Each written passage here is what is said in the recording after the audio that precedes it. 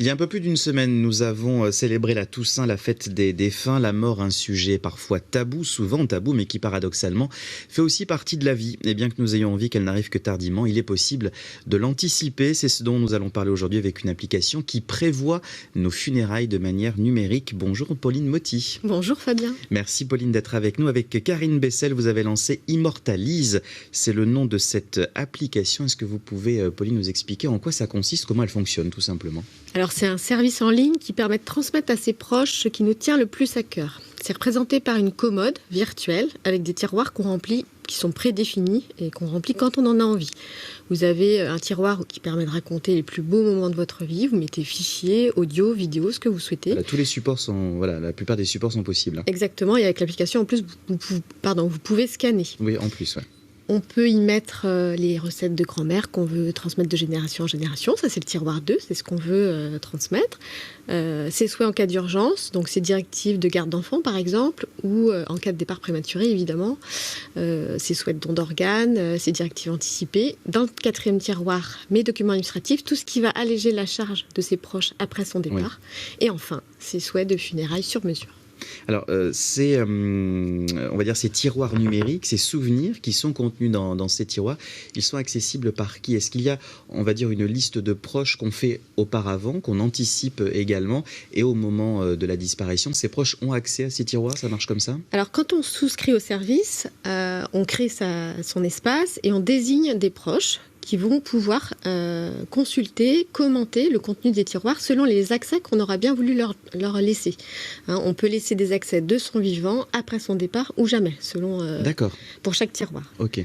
Et eux-mêmes peuvent créer leur propre commode et ils peuvent vous donner les accès s'ils le souhaitent. Et ça crée un réseau familial de commodes. On échange sur des sujets délicats, tabous, tout au long de sa vie. C'est une commode virtuelle interactive. Alors, on le sait, organiser des funérailles, ça coûte cher. Est-ce que votre application, votre système coûte cher également? On prend un abonnement de longue durée? Parce que, voilà, comme je le disais, en général, on espère que la mort va arriver le plus tardivement possible. Donc, parfois, si on anticipe, ça peut durer pendant un certain temps quand même.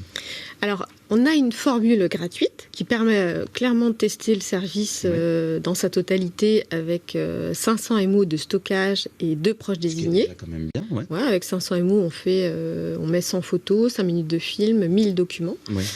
Et puis, on a une formule payante, effectivement, mais pas très coûteuse, qui est à 29 € par an pour 10 gigas de stockage et 6 proches désignés.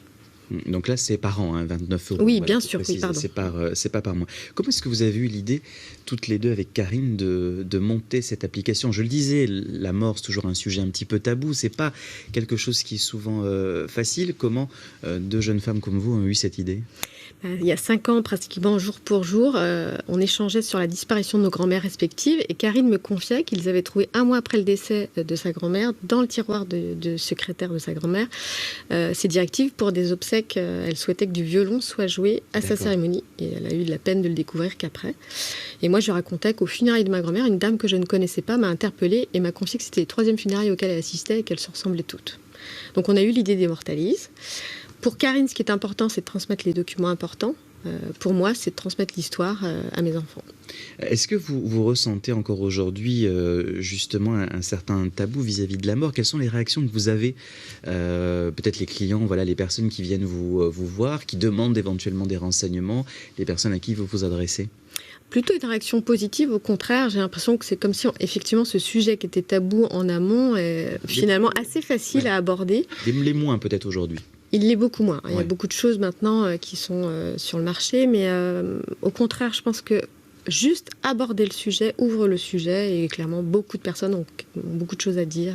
Et peut-être avec les outils numériques que vous proposez, ça rend peut-être aussi la démarche, on va dire, peut-être plus facile également. Oui, elle est orientée, c'est vraiment facile. Vous avez le parcours utilisateur est simple, les tiroirs sont prédéfinis, les proches, vous êtes assuré que les proches ont l'information et le sujet effectivement est facile avec Immortalise.